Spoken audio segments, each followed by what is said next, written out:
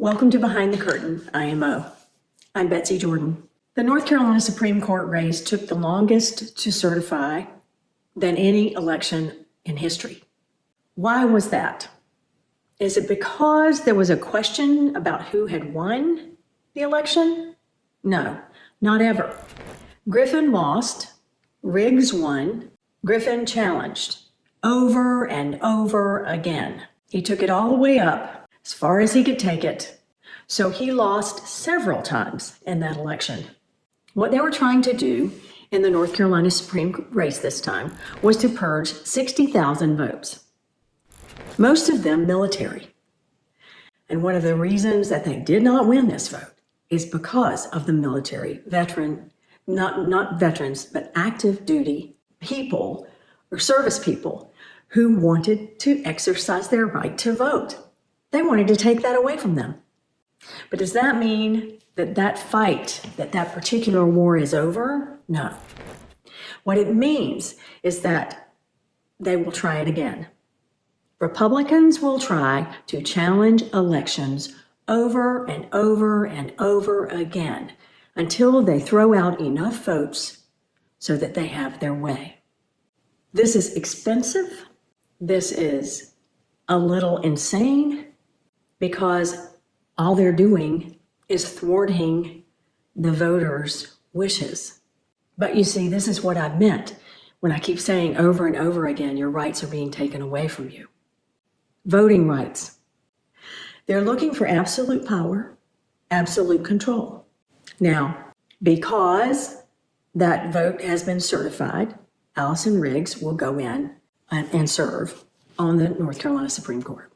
We have Justice Anita Earls, who is running for office in this next election. The Trump administration is now suing North Carolina. This is a trend, but it has to do with wanting to purge voters from the voter registration. Had they won this race based on challenging and purging the votes, it would have set a precedent for every other state. As it is, this race set a precedent for other states in what not to do. I need to ask you, the voter, do you think that this is the right thing to do? Do you think that you should challenge it until, one particular election goes your way after you've purged enough votes? Because that's not free and fair elections.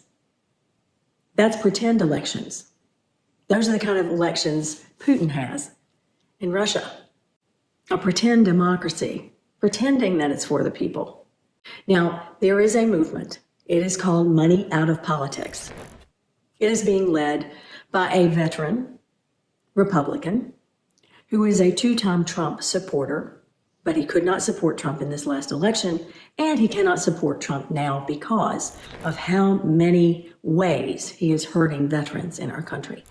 And a lot, I don't know the percentage, I think it's somewhere between 40 and 50% of the people who were serving in the federal government, a lot of them have lost their jobs, are veterans. People who have fought for our country, people who really have given blood, sweat, and tears because they believe in this democracy, this republic for which it stands.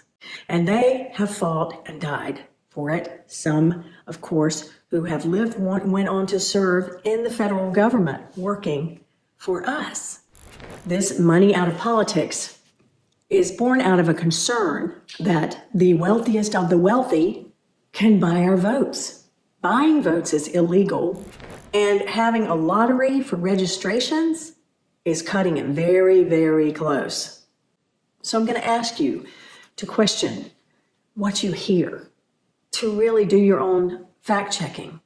And I know that this appeal will only appeal to a handful of you, but we do need to get money out of politics because it is warping what is happening in our government.